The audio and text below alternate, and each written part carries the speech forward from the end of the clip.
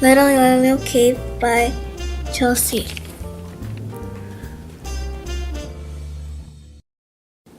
Once upon a time, there was a little girl.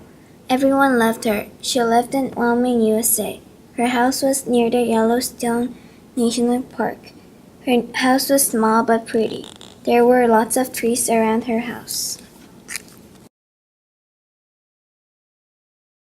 One day, her aunt made her a yellow cape for her birthday present. She really liked the yellow cape. She wore her cape everywhere she goes, and everyone called her Little Yellow Cape. One day, her aunt was stuck in bed. Her mom said, "Take the food and flower basket to Aunt's house." Little Yellow Cape put on her cape and went to Aunt's house. Her aunt lived on the edge of the dark forest. The house had a fence around the house.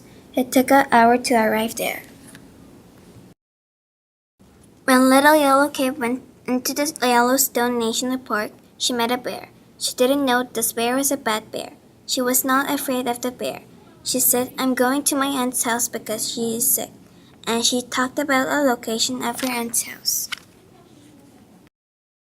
After listening to her story, the bear immediately ran to her aunt's house, and he knocked on the door.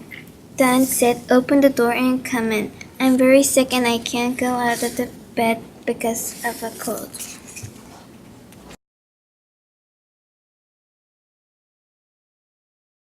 The bear opened the door. He went straight to the bed and ate the aunt. Then he wore her pajamas and went to the bed. He lay down on the bed and covered his body with a blanket. He waited for Little Yellow Cape to come. When she arrived at Aunt's house, she was surprised to see the door open.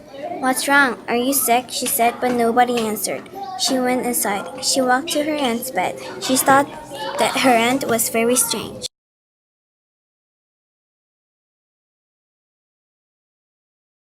Suddenly the bear jumped out of the bed and ate Little Yellow Cape. He said, "I'm very full and happy." Then the bear went back to bed and fell asleep. Just then a hunter passed by and heard the bear snoring. He thought that something was wrong. The hunter went into the house. He saw the bear sleeping. He pulled out his gun and shot the bear dead. Out popped Little Yellow Cape and her aunt. They were saved. Little Yellow Cape promised never to talk to strangers again. They lived happily ever after.